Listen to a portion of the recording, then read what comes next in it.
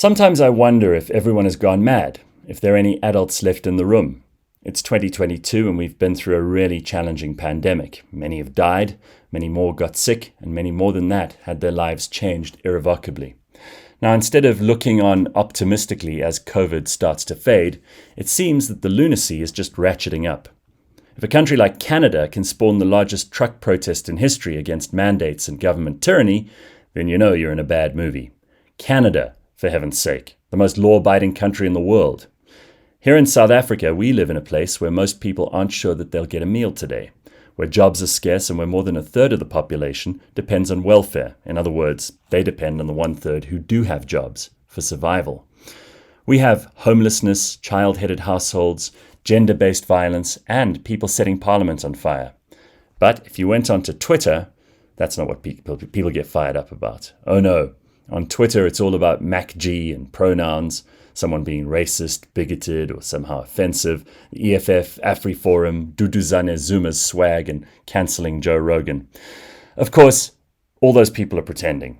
None of them are actually wounded by a tweet, scarred by some celebrity's behavior, or genuinely upset about pronouns.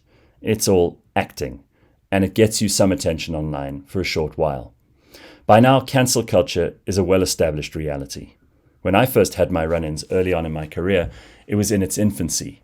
By now, they've tried to cancel me so many times I might actually hold a record for surviving it. But I'm not alone, and according to some, within the next 10 years, everyone will get cancelled, including you.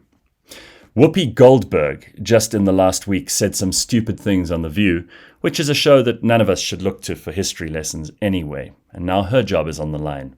Joe Rogan quoted someone using the N-word in a podcast 9 years ago, and now he is a terrible racist that must be slaughtered.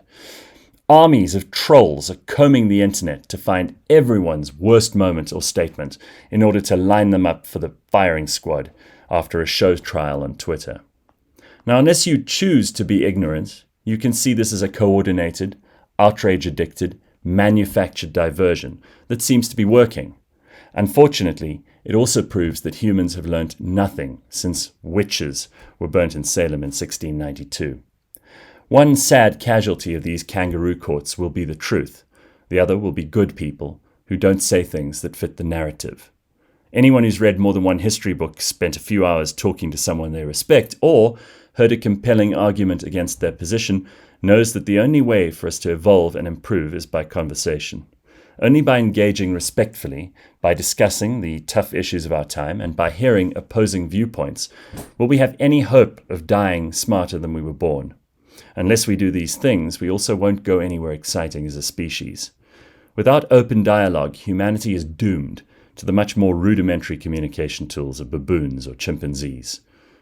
I've been watching cancel culture develop like a cancer, as people who are either so convinced that they're right or so terrified that they're wrong seek to shut down those they disagree with.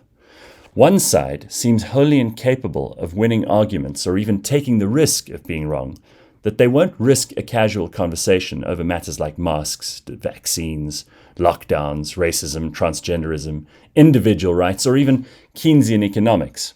Some of these topics are outright verboten in some circles. Any discussion outside of the orthodox opinion is akin to religious heresy, and even by association with someone who has a nuanced approach, you're found guilty of misinformation or disinformation.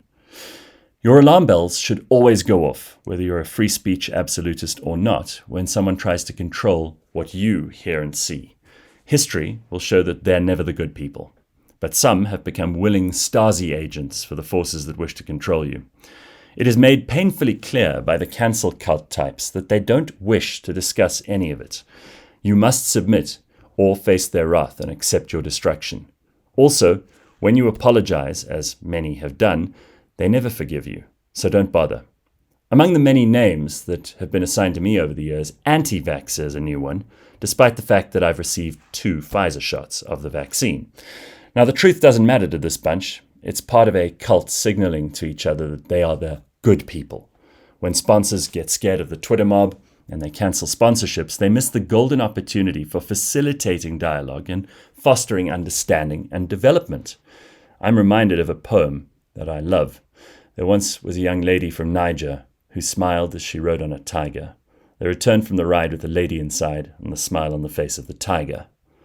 The point being that if you think apologizing or giving in to the cancel cult will save you, they're just hoping that they'll be eaten last. The hysteria and the outrage addiction has now reached such fever pitch that Joe Rogan, who is without doubt the most successful media personality in the world, is facing an uncertain future.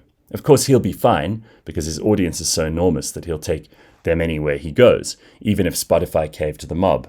His hundreds of millions of listeners are like a decentralized cryptocurrency that can't be controlled by governments or mobs, and they represent a threat to those who want to control us.